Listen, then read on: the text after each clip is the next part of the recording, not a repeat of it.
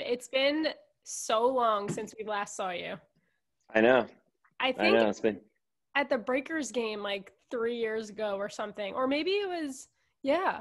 Do you guys remember that we were at the Breakers game when the Breakers? Oh my gosh, yeah. That was longer than 3 years ago for sure. That was my first year that was 5 years ago. That's great. Holy crap. Like 4.5, almost 5 years ago. Yeah. Oh my gosh. We're old. Wow. We're I know. old. I was just talking to one of my buddies and he was like talking about, I'll be 30 soon. And that was crazy. I said it today. I said, Yeah. am I turning 29 this year? And then we both realized, like Billy and I realized it, and I was like, well, that sucks. I'm already there. I'm turning 31. So I know. What was the process like? How long did you know that you were going to be called up for U.S. national team game? Did you have heads up? Have you been training with them? Must be a whirlwind. Yeah, it was quite the whirlwind.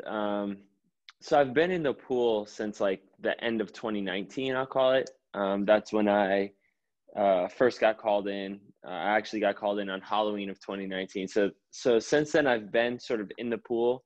And every camp that I've been available to be selected for, I've been called in for. So, but I haven't played any games. So, or now I've played the one. But yeah, so the last few weeks have been pretty wild. Obviously, starting 2021 off strong, and it's freaking emotional. Just emotional. Still like coming down off of that, like all those emotions. So it's pretty like exhausting by the end of it all. When did you know you were going to play in that game? I had a feeling, just the way trainings were going, I kind of had that, how soccer play, you kind of get those feelings. And then the day before, my coach told me that I was going to be playing. So, but I had already like told some of my friends that I was pretty sure that I was going to play. So actually Joe and Jordan came down and that's awesome. Just like, so it was nice.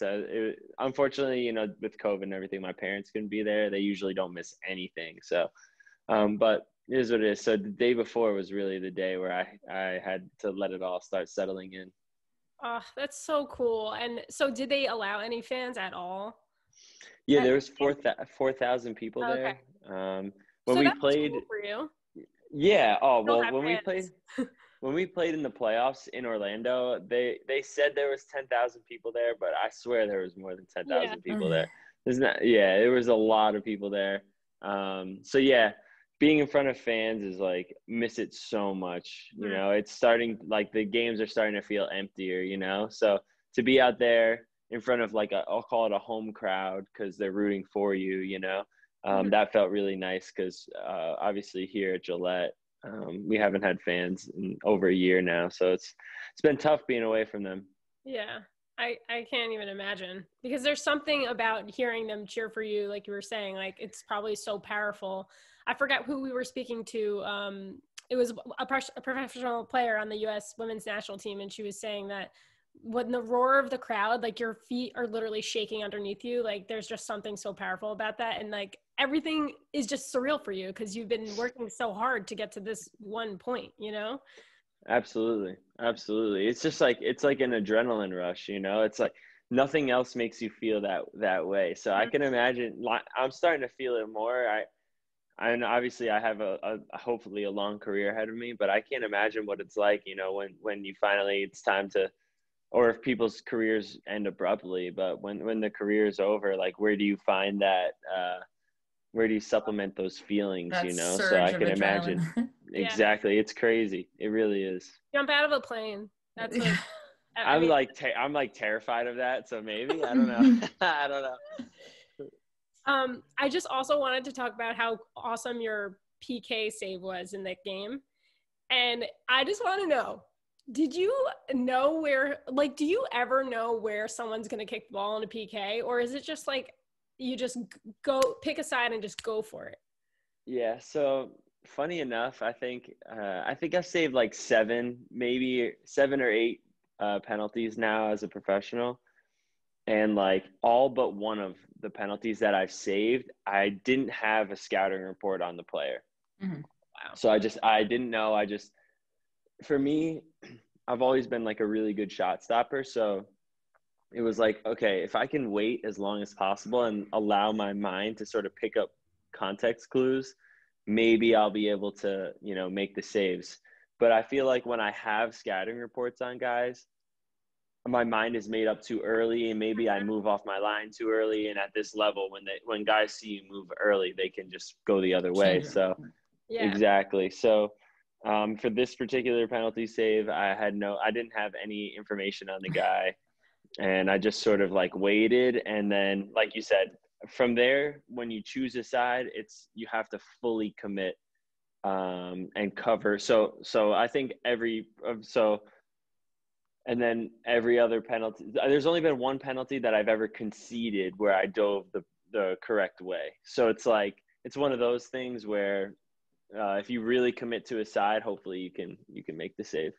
Nothing like being thrown into your first national team game and then being put in a PK situation. Yeah.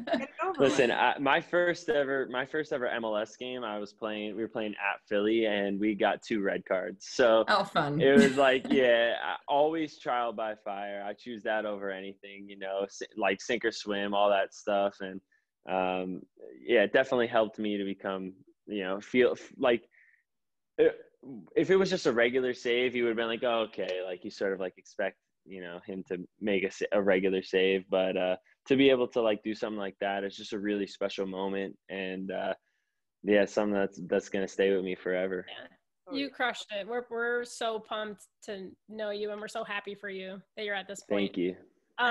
Your coaches, do they know you don't like want the scouting report? Like, do you guys discuss that? Like, I'd prefer not. Well, it's hard because I still look at the scouting reports, because like it's good to know like tendencies, but sometimes, I don't know. I've only just started realizing that, you know, so maybe I'll approach it a little differently this year.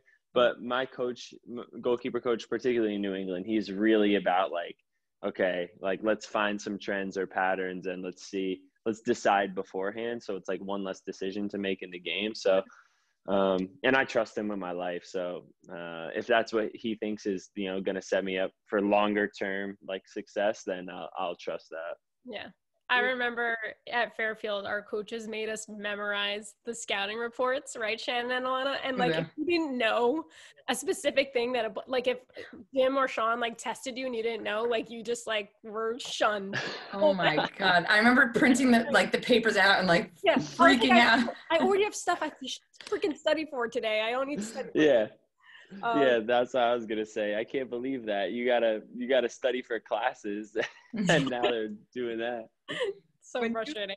When you mention context clues, what are those? Like, do you have any tips for goalkeepers, like on things they should be paying attention to in those moments? Yeah, so sometimes I feel like it's really hard for me to vocalize a lot of that, because it's something weirdly I've always been really good at. And I think I hate saying like an unteachable thing, but there are certain things where it's just like it kind of clicks in my mind and I don't really know how to describe it. But on this particular penalty kick, I felt like he was trying to deceive me. I felt like the way his run up was, it looked like his body could only go to my left. You know what I mean? So it looked like he could only pass it into the bottom corner to my left. And so that was my initial thought. I'm like, okay, he's trying to disguise his run up a little bit. And then when he was running up, he like did a little stutter step to see if I would move. And when he did that, I thought to myself, okay, he's 100% like trying to send me the wrong way. So if you just wait as long as you can, and when he makes his final motion, then you dive as hard as you can to your right, like you'll probably save it. So that's what I thought in the moment. Me too. But yeah. So many thoughts in like those little seconds. Goalkeepers? Isn't it funny? Like, it's crazy what goes through your mind. And even for the kicker too, like you guys should just not do it, you know, just decide this is just best for us to just not play this game. I know. Did I read somewhere that you didn't play soccer until like late in high school? Yeah, so I started playing when I got into high school. I played when I was really little. And actually, my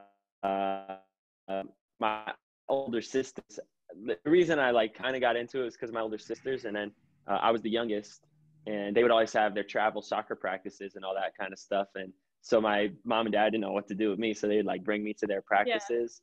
And I would like, I was around a bunch of girls. I wanted to be involved. So I was like, oh, let me like jump in goal. So I used to go in goal and let them shoot on me. So that was my first experiences as a goalkeeper. And then I actually joined a club team when I was in like 5th grade, and they wouldn't put me in goal. I wanted to be a goalkeeper. They wouldn't put me in goal. So I quit. So I quit soccer. I started playing football.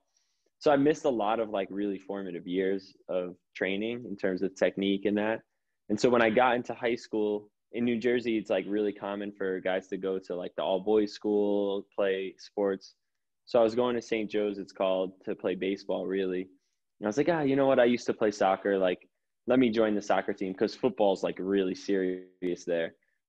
And so when I was 14, I was on the freshman team. I was 15, I just played JV, but all the while still playing basketball and baseball. And then when I was 16, after the World Cup, I made my first year on the varsity team. And then after that, I joined a club team and started playing year round. So definitely a different story in terms of, and Fairfield, you know, Javi saw me playing at a random tournament, and he was like, oh, this kid's super raw. Like, let's bring him in basically. So I got so lucky, you know, that the eyes were on me at the right time. And obviously being able to go into Fairfield and have Michael O'Keefe there to teach me, to learn from him for a year was so important for me, and opened my eyes to a lot of like what being a goalkeeper is like all about. I just thought it was like some fun, but you know, whatever, I was having fun, way to get into college. And he sort of opened my eyes to like the actual responsibility and the mentality that it takes to succeed as a goalkeeper. I was say maybe when they saw you play too, they were noticing just your like raw athleticism and notice how much they could like fine tune you with more technical kind of training and stuff. So that's actually really cool. Yeah, definitely. And Javi will still send me a keeper from time to time, some like athletic keeper. He's like, what do you think? Do you think he's got it? Cool. And so it's pretty funny. So I'm still pretty involved in that sense at Fairfield, which is nice. But yeah, isn't it crazy? Like just to take a chance on a kid like I was, you know, there's so many academies and so many, you know, people that were probably better suited for the position at the time, but they took a chance. And obviously I'm so grateful for that. And that's why I try to give back to them as much as I can. Yeah. Well, we always love the unconventional story because there's so many players now who are like, you know, I didn't start playing when I was 4. So like, I'm not going to be good enough to play in college, and I'm not going to be good enough to be a pro. And there's a lot of like lack of self-confidence, but like there are so many women on the national team who didn't play until late in high school either. And like you were saying, the pure athleticism and being coachable. I mean, you can, if you really set your mind on something, you can do it and achieve it. So we love that your stories, you know, unconventional, or like, it's just different. Everyone has a different route that they take to get to where they want to be. I think it's like, I think something that's really important from my perspective is that being coachable. And so for me, I always knew that I was late to the game. So people know the game better than I do because I was never really around it. So whatever they say, I always actually took the advice on board. I didn't think about what somebody might have told me in the past. I didn't think of what helped me succeed in the past. I just thought about, okay, if they think that this is going to help me like fast track my game a little bit, sure, I'll give it a go. If it worked, great. If it didn't work, okay, what else can I do? And so it was really like hard to get the experience, but I think like I always call myself a sponge. Like I take a little bit of advice here, a little bit of advice there, and I just sort of take it all in and try to like build this like unique goalkeeper, because my style is definitely different than a lot of goalkeepers. But I think that's what's so cool about the position is that you can make it. No two goalkeepers play the game the same way. So I think it's been pretty fun to sort of like I had a goalkeeper coach from Spain, one from Canada, one from the US, one from England, one from, you know, and Javi's from Argentina. So I've had like goalkeeper coaches from all over the world, a little bit of different flair here and there. So it's been like pretty cool in that sense. But yeah, that just being coachable and being able to learn, I think is something that being late to the game actually really helped me with. Yeah, that openness to not have any already like preconceived ideas of what you think is the right way to do things is actually, it's probably made you a cool collaboration of all of your coaches, like all built into one, which is really cool. Totally. How do you feel like you grew as a player at Fairfield? Did it prepare you for the next step in terms of the pros? I think so, yeah. Well, when I first got there, I'll never forget, like, one day at training being I was a freshman, and I don't think that the head coach at Reese, I don't think that he was super convinced about me. I'll never forget, like, somebody shot a ball, and, like, it was sort of like should have been an easy sort of basket catch, and it kind of like slipped through my arms, off my leg, and went in, you know? And I never, Reese said, Javi. He didn't look at me. He didn't say anything to me. He said something to Javi, you know? And I felt like super guilty. I was like, man, like, this is a reflection of him. You know, it's not really all about me. Like, this guy took a chance on me. And I think that that was a good mentality to sort of instill in myself. Because Javi always held me to a really high standard. He expected me to go above and beyond because, you know, he took a chance on me.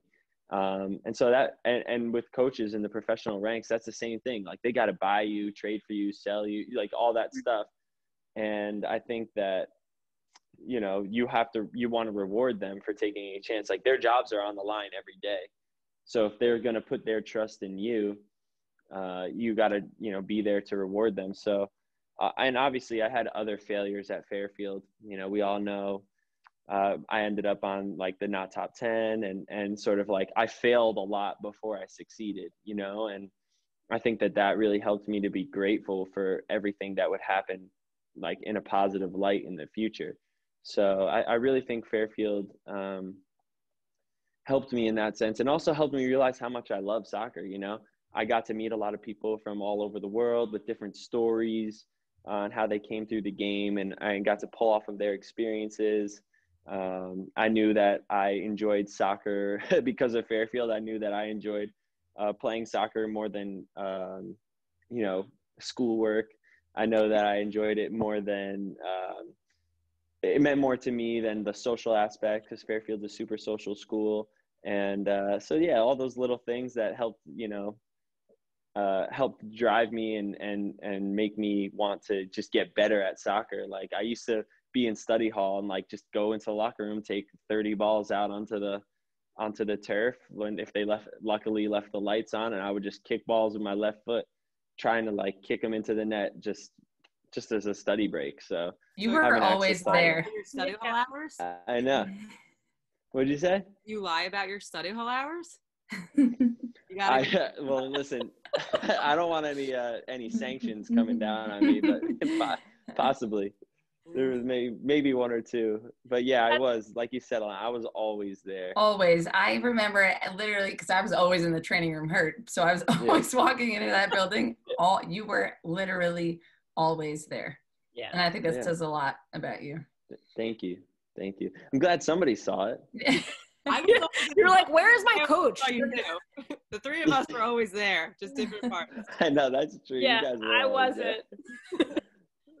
So I do want to ask you about that, the ESPN. Like, did you struggle like with that? Did you think it was funny, I'm just going to move on, or was that something that was mentally challenging for you? Like, having a failure and having people like say things about it. Like, can you give advice to other like lady ballers and players who maybe like had something happen, and how do they move past it?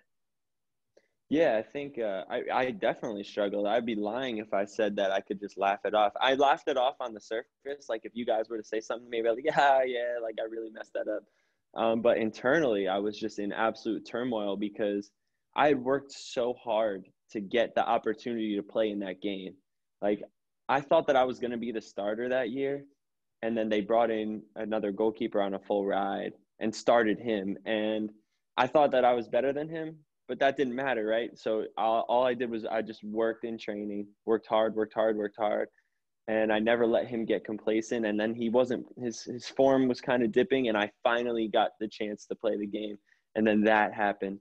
And then I didn't play the rest of the season. So yeah, I felt like I really was an opportunity, like absolutely squandered. But looking back on it, it shaped me because I read so many horrible things about myself after that. I don't know why I did it to myself. But, people are the worst. Yeah, they're the worst. Yeah. It's like They you are. kind of have to just not do that because you know it's not going to do you any like service at all. But now, like looking at it from like a grander scale where I am now, because of that, I never do it because it's not, it can only hurt you in the long run. Even Yeah. if you're reading a bunch of really great things about yourself, Mm-hmm. The it's just few going to give you negative this things false, are gonna. Yeah. yeah, but like it also gives you like this false sense of confidence, right? Like everything that you did was better than it actually was. Like you need to be able to, I think one thing that I try to do like after games is like I keep my phone away for a little while and I try to just like let everything settle in my mind the way that it happened on the field rather than like watching the video over, because then I realized that I would start losing the actual feeling. Like I would remember it as the video rather than remember it as what actually happened in my mind. Settle in. And what I'll say to, you know, the lady ballers, anybody who's struggling with like a failure in their lives, a coach told me, and I took this advice to heart because I think it was very true. Everybody messes up. Everybody messes up in like every day. You see Allison the other day and for Liverpool, he messed up twice and they snowball. But what separates good players from great players, because there's a ton of good players out there, are the ones that realize that a mistake is just a one-off and they can just move on with it and they can just continue forward getting better. You don't have to harp on it for too long because it's in the past. Like it just doesn't really matter anymore. There's nothing that you can, if you're letting the past affect your present, your right now, then you're going to be that's when it starts slowing you down. So I think that the best thing that you can do is just, you know, smile about it, say that you're going to learn something from it, and, you know, just try to be great, you know, try to forget that mistake and just move past it. Yeah. It's almost like you have to remember that it is a part of being great and it is a part of being a pro.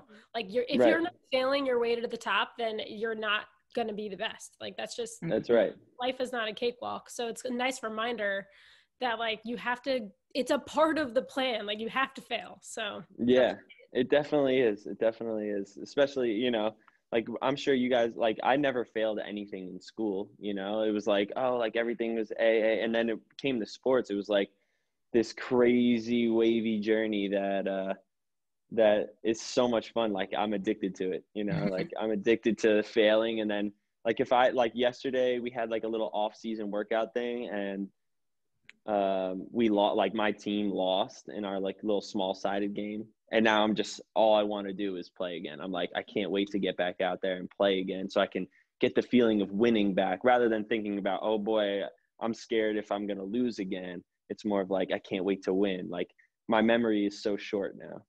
And I think that people need to realize that that is a skill to have that mindset. And that's not like, oh, I'm going to decide to just not care about when I fail and that's the person I'm going to be. You have to literally get better at failing and accepting failure and the way you perceive it. And I think people want like overnight to be able to, you know, score an own goal and just be able to get over it. But that is a skill that it has to happen and happen. You have to get better and better at accepting those failures and viewing them differently. So it's cool to see like the way that you explain that you were in such turmoil over something that was on such a big stage, but now if that were to happen, you can attack that situation differently.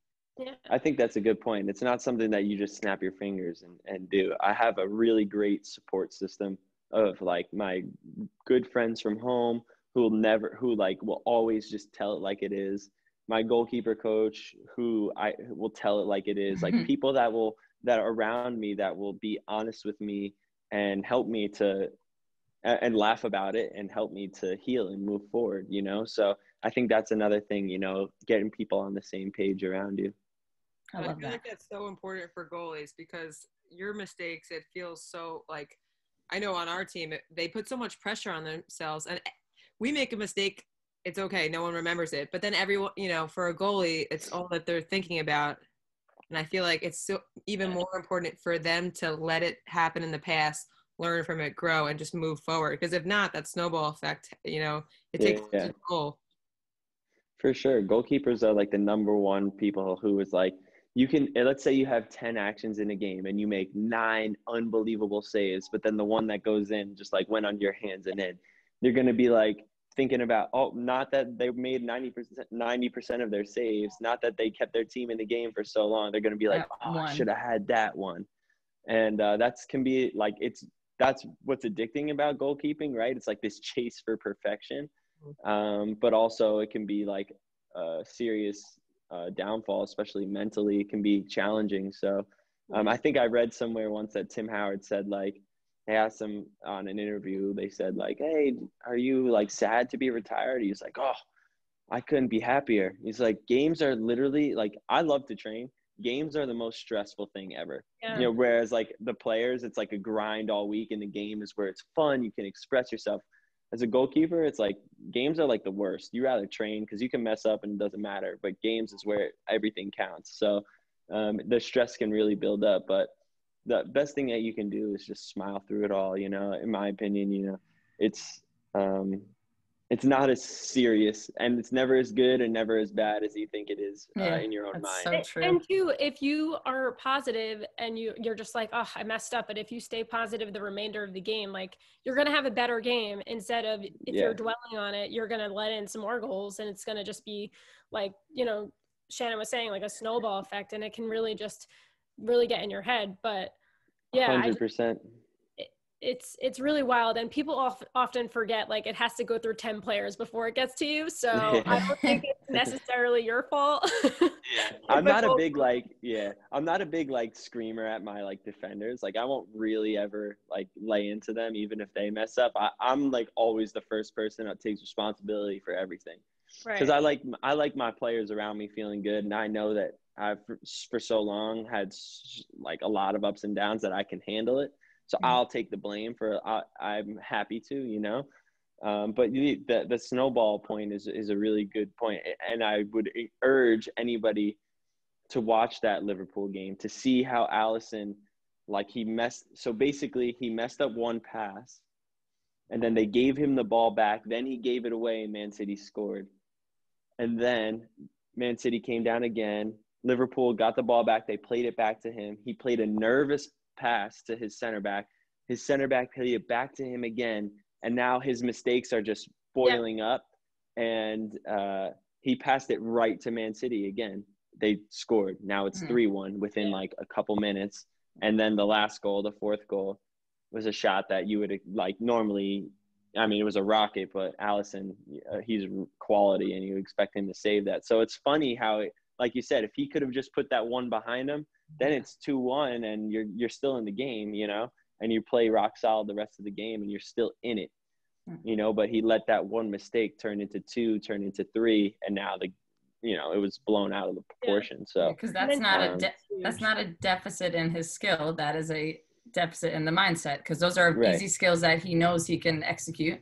But that is literally just goes to show. And we've seen it so many times. So I can't wait to see him play his next game, because I bet you he's going to be amazing. Yeah, I really do. I really think that he's going to do so well, and that'll just show like it was just a one-off, you know, and then he just will move past it. Yeah. I was going to say, I have a question. I didn't watch the game, but how was his reactions like? Could you physically see it? Was he yelling at the players? Were his players? No, he didn't say anything. Yeah, he didn't say anything. It was like he just had the face. Yeah, he had the face where it was like you could see his mind going crazy. I've been there, and I will be there.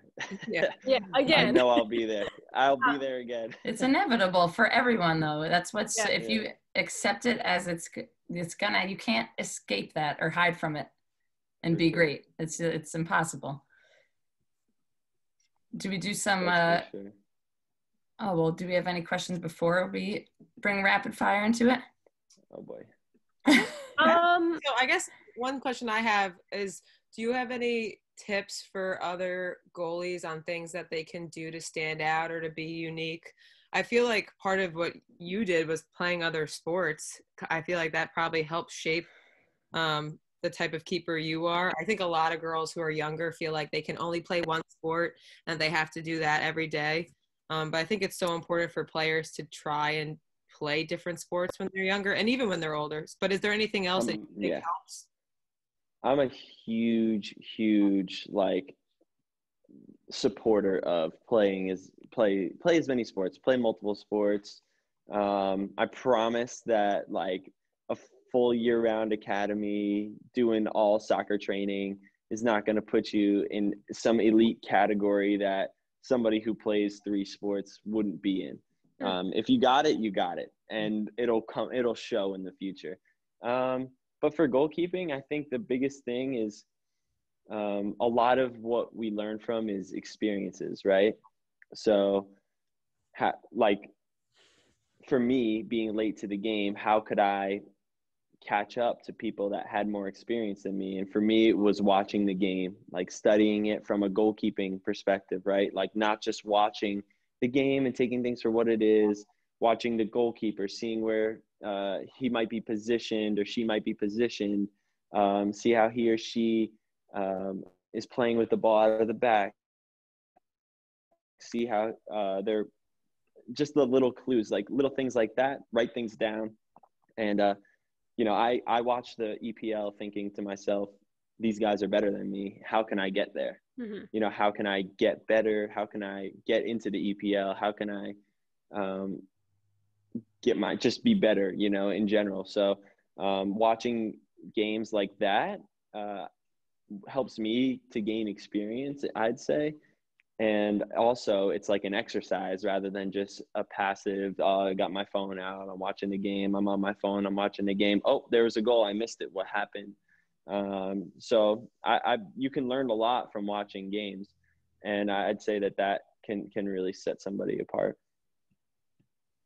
Definitely. I feel like it's so like watching the game as a whole is awesome, but as a player to be focusing on your position, you notice so many more things. And like you said, looking at the phone, you're missing so much. So make it like an experience and kind of like learn as much as you can. Like you said, like you're a sponge. Like when you soak up all that information, it's going to help you. Yep. That's a good point. I also, just side note, I said those words today about my nephew. I said, you're being such a sponge, because I taught him how to say hi just by saying like hi twice. And he learned it. And I was like, you're such a sponge. It's so weird that you said that. Oh my gosh. That is funny. But anyway, okay. So we'll dive into the rapid fire questions, and like, you can take your time to answer them.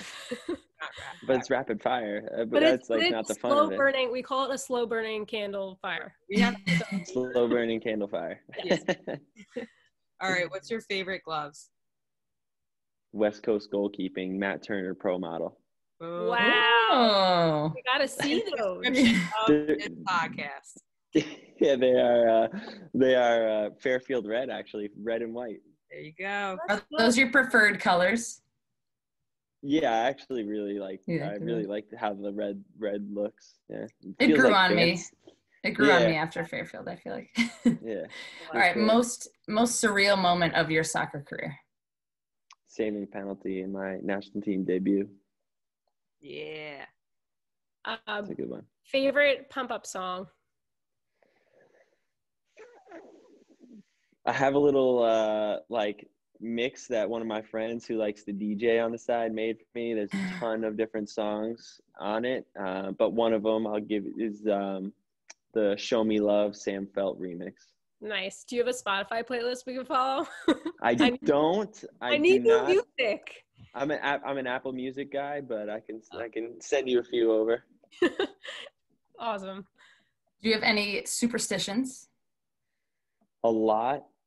Trying to get away from that a little bit, but it's left shoe always first, left boot always first, left shin guard, left socks, and then right to left on the gloves. Wow. Yeah, I feel like as a goalkeeper, I'd be very ritualistic too. Yeah, I mean, I can go on for days about some of the things I do on match day, but we'll just leave it at that. It's so funny how we like think that, like, why do athletes do this? Like, I have no idea. It's like the one thing we can control before the game, I guess.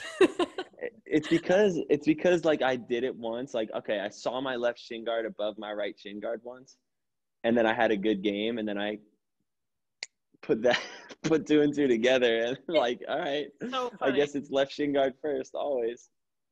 Love it. Favorite pregame meal? I'll do like a little bit of like wheat pasta with some sauce, broccoli, and chicken. Nice and simple, nothing more than that. Sounds great. Post game treat. Post game treat. If I had a nice week and I was being nice to my girlfriend, sometimes she gets me Chick-fil-A for after the game. And that's huge.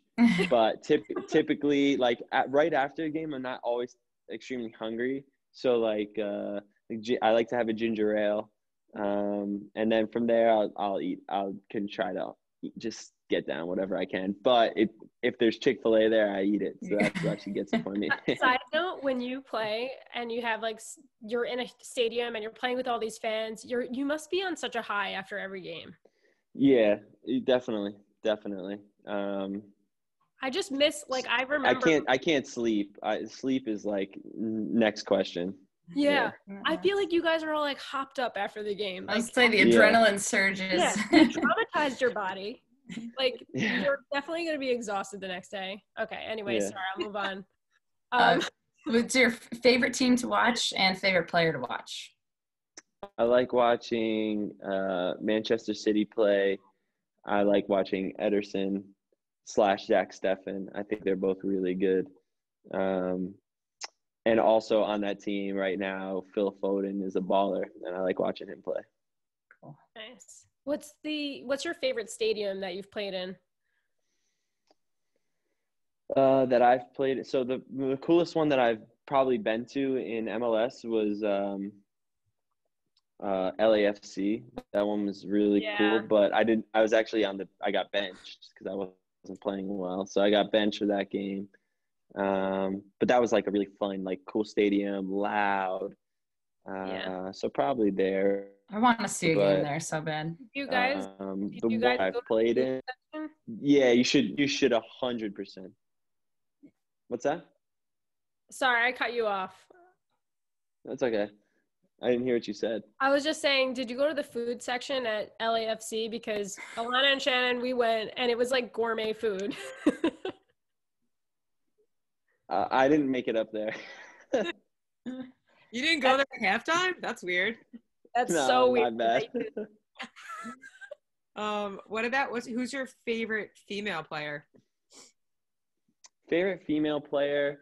You know, I love the resurgence of like Carly Lloyd's been playing well lately. So she was balling the other day in the couple games they played against Colombia. So I like seeing her because I know she's been working like real hard and just keeping a really low profile. So I think she's a baller. Yeah, she's definitely been building her fire in silence. Like it's. Yep. I'm always like, what is she doing? I'm all about like, that. Show everyone what she's doing every day, and like she's doing everything, And I love that. Yeah. I love that. That's why I said, I'm happy that you guys saw me when I was at the athletic center. Yeah, I love that. Yeah. What sport would you play if you weren't a soccer goalie? Baseball. I was a middle infielder in baseball, so somewhere along the way there. No badminton or anything wild like that? No, I like ping pong and stuff. I would be really good at volleyball. My dad was actually he played volleyball in college. He was. Oh really? He'd jump out of the roof. Yeah, that's a good, nice eye. Worst injury. Dislocated finger. It was just. Let's knock on wood for that as the last. Yeah, we'll knock on wood. That's great. Did the ball? I knocked on wood and scared my dog. Stop. Come here. I was gonna say, did the ball hit your hand or did you land on it? No, I jumped so somebody took a heavy touch and I dove like kind of at their feet to get it, and he still swung his leg through and he kicked my finger, and so I felt like in my glove it felt full. I was like, oh, that's weird. Like I felt like I jammed it, and then I tried to like move it, and I was like, it doesn't really move. I took my glove off, and the thing was just pointing in all sorts of directions. No. And I saw it, and I was like, our trainer's name's Evan. I was like, Evan, fix this. Evan. I couldn't even look at it. What's your next goal? Your next big dream? Love to win MLS Cup. obviously stay involved with the national team, but like in the immediate future, 2021 is win MLS Cup with the Revs. That's where my focus is. And if I win a Gold Cup along the way, that'd be nice. That would be nice. Yeah. All right. And final question. What is your biggest soccer goalie problem? Because I can imagine you have a lot that I can't even. My biggest soccer goalie problem is, luckily, it used to be smelly hands because of the gloves. yeah. But now I can switch out my gloves enough that I don't have that problem anymore. Good. Grass or turf in the eye. And sometimes, believe it or not, I'll come home and I'll be like, I'll take a nap. I'll wake up and I'll be like, look in the mirror, and one of my eyes will be like red at like the devil. Like, what's wrong with this thing? I'll open it up a little bit. It'll be grass or turf. Oh my God. It's been in my eye now for hours, since training. That's my biggest soccer goalie problem for sure. That's so funny. Start a new eye drop. So funny. Send them my way. All right. Well, that's it for today, Matt. Like, we're so proud of you. Awesome. We can't wait to see like where you go from here. And you guys are starting up pretty soon, right? You have preseason starting up, right? Yeah, in like less than 2 weeks now on paper, but they're saying that it could be pushed back a bit. But either way, within the next month for sure. Well, we'll make sure to stay in touch, and good luck with everything. Yeah, we're so excited for you. Thank you. Thanks for having me on, guys. Thank you so much. Proud of what you guys are doing too, seriously.